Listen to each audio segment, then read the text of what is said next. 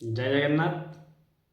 ବାସ୍ତୁରେ ଏମିତି କିଛି ପଦାର୍ଥ ରଖିବା ଦ୍ୱାରା ବାସ୍ତୁ ଦୋଷ ଉତ୍ପନ୍ନ ହୁଏ। ଘରର ଯଦି ଆମେ କୌଣସି ଜିନିଷ ରଖିଛନ୍ତି ବା ଆମ ଅଜ୍ଞାତ ସାରା ଜିନିଷ ରହିଛି, ତା ପାଇଁ ବାସ୍ତୁ ଦୋଷ ତିଆରି ହୁଏ ବା ରୋଗ ମଧ୍ୟ ବୃଦ୍ଧି ପାଏ।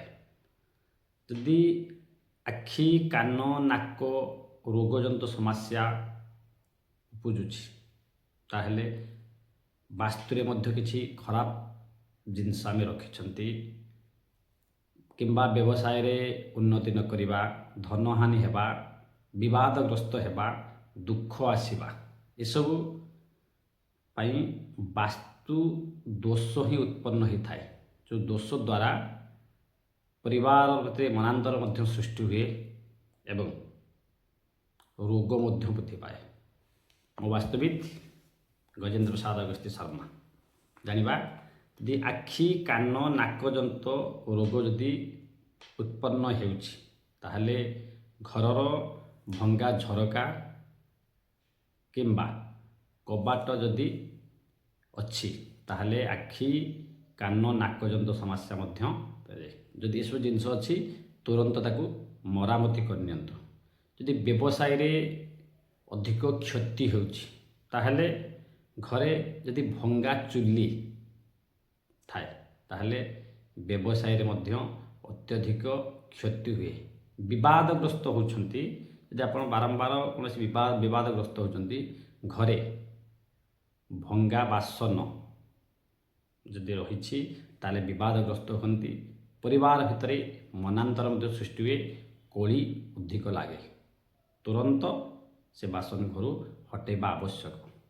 ବାରମ୍ବାର ଯଦି ଧନହାନି ଆପଣଙ୍କୁ କରୁଥାଏ, ଘରେ ଭଙ୍ଗା ଖଟ ବା ଫର୍ଣ୍ଣିଚର ଜାତୀୟ ଜିନିଷ ଯଦି ଘରେ ଆପଣ ରଖିଛନ୍ତି, ତାହେଲେ ଆପଣ ବିବାଦଗ୍ରସ୍ତ ହେବେ।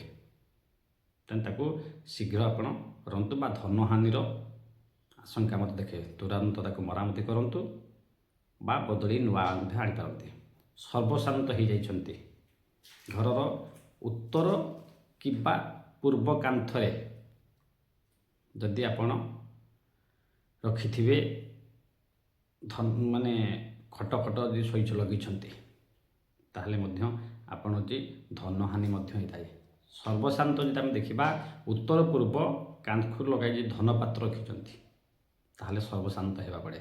ଆପଣ ଦକ୍ଷିଣ କାନ୍ଥକୁ ଲଗାଇ ରଖନ୍ତୁ ବା ପଶ୍ଚିମ କାନ୍ଥକୁ ଲଗାଇ ରଖନ୍ତୁ, ଯେ ଆପଣଙ୍କର ଧନ ରଖିବାର ଜାଗାଟାକୁ ଆମେ ଯଦି ଦର୍ଶନ କରିବା, ଉତ୍ତର କିମ୍ବା ପୂର୍ବ ମୁଖ ହୋଇ ଦର୍ଶନ କଲେ ଶୁଭ ଫଳ ହୋଇଥାଏ, ଧନ ମଧ୍ୟ ରହିଥାଏ। ଦୁଃଖ ଯଦି ଜୀବନରେ ବାରମ୍ବାର ମାଡ଼ି ଆସୁଥାଏ, ତାହେଲେ ପୂଜା କଲାବେଳେ ଯଦି ଆପଣ ପଶ୍ଚିମ ମୁଖ ହୋଇ ପୂଜା କରୁଛନ୍ତି କିମ୍ବା ଦକ୍ଷିଣ ମୁଖ ହୋଇ ଯଦି ପୂଜା କରୁଛନ୍ତି, ତାହେଲେ କିମ୍ବା ଦୀପର ମୁହଁ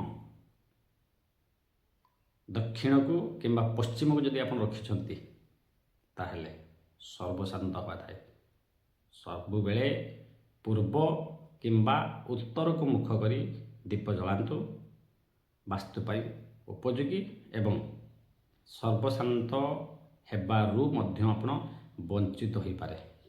ବାରମ୍ବାର କ୍ଷତି ଆପଣ ସହୁଛନ୍ତି, ଯେକୌଣସି କାମରେ ବା ବେପାରରେ ଆପଣ ବାରମ୍ବାର ଯଦି କ୍ଷତି ଉପୁଜୁଛି, ତାହେଲେ ଆପଣ ଦୀପଟାକୁ ଦକ୍ଷିଣ ମୁହାଁରେ ରଖିଛନ୍ତି। ଆପଣ ଦୀପ ଜାଳିଲା ବେଳେ ଉତ୍ତର କିମ୍ବା ପୂର୍ବକୁ ମୁଖ କରି ଦୀପ ଜାଳନ୍ତୁ। ତେଣୁ ଛୋଟ ଛୋଟ ଟିପ୍ସ ଆପଣ ଆପଣଉଛନ୍ତି, ତାହେଲେ ଏସବୁ ରୋଗ, କଳି, ମାଲି ମକଦ୍ଦମା ଏବଂ ବ୍ୟବସାୟରେ କ୍ଷତି ମଧ୍ୟରୁ ଆପଣ ନିଜେ ରୋକିପାରିବେ। ଏହି ପ୍ରତିକାର କରନ୍ତୁ, ନିଶ୍ଚିତ ସୁଫଳ ପାଇବେ। ଜୟ ଜଗନ୍ନାଥ।